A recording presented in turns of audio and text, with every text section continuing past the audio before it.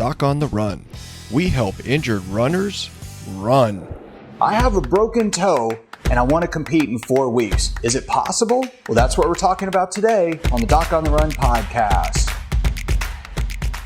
Last night I was doing a consultation with an athlete who actually broke one of her toes, and her main question was, can I compete in 4 weeks? I have a competition in 4 weeks. I want to compete. Do you think I'll be ready? Well, I actually told her, no joke, I actually said, I'm very sorry, but my crystal ball is broken. However, I can tell you how to figure that out, because that is what I teach athletes to figure out when they do the Fast Track Challenge. So if she'd signed up for that, I would have done a specific thing in order to walk her through the process in 3 days to figure out how she could tell all on her own. But during that hour-plus call that we did, I actually walked her through it. And so the way that you think about this is really simple. I'm just going to explain her situation, and maybe it'll help you better understand yours. This isn't medical advice. Talk to your doctor. Follow your doctor's advice. However, now the first thing is I'll tell you that it was a second opinion consultation. So the first thing is that the doctors that she saw didn't give her any information. That's why she wanted to talk to me.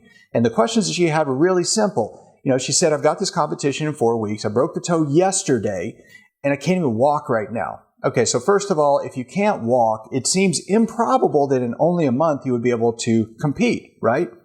Not necessarily.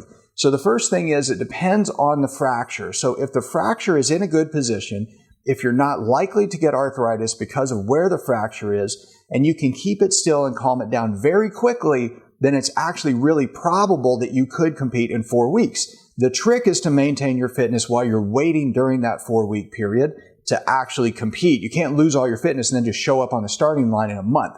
So the first thing is that the way that you tell whether or not you're going to be able to compete, it's a thing I actually teach. There's basically a short course that I made called Race Day Decision Making, where I show you how to walk through this process. And it's similar to the thing I do in the Fast Track Challenge, where I actually get you to really track your pain numbers, try a couple of things to reduce the inflammation and reduce the stress and strain on that injured piece of tissue, and then see how much you improve. And if you have a lot of improvement in only 3 days, then you can probably get it to calm down enough that you're going to be able to run a lot sooner and maybe even compete in a time as short as 4 weeks. And I do this all the time with runners who call me for consultations. But you have to make those decisions on when it's really safe to do the next activity, to ramp up again, to actually keep maintaining your running fitness. But you can figure it out. The way that you go about that's really simple. The first thing that you do is you need to get your pain numbers. And then once you have your pain numbers, you reduce the inflammation to see how much of the pain you have is really caused by the distended tissue, the stretched nerves, all the tension around that injury. And then if you have a lot of improvement, you know that a lot of the pain was not really from the fracture or the torn tendon or the torn ligament or whatever. It was really from all the fluid stretching the nerves. Now you have a new set of numbers. So then next, you just reduce the stress and strain on that injured piece of tissue, and then you try some things out. You try some very simple activities to stress it in a way that's really simple. For her, I'll give you an example.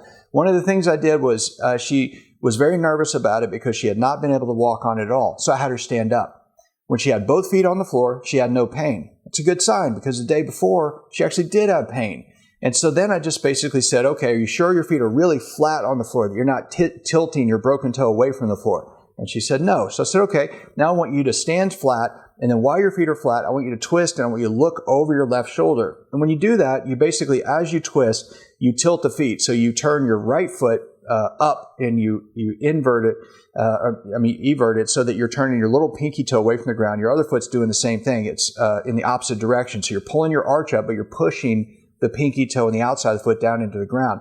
And that didn't hurt. And I didn't think that would hurt, but it warmed her up for the next one. And that's where you turn right and look over your shoulder. And in that instance, what I did was I had her twist the other way to load that area a little bit, and she had no pain. So that alone is a good sign because it tells me that at least when she's loading the foot very lightly, not without walking, not standing up on her toes, that it's actually not going to hurt her. And that's really important.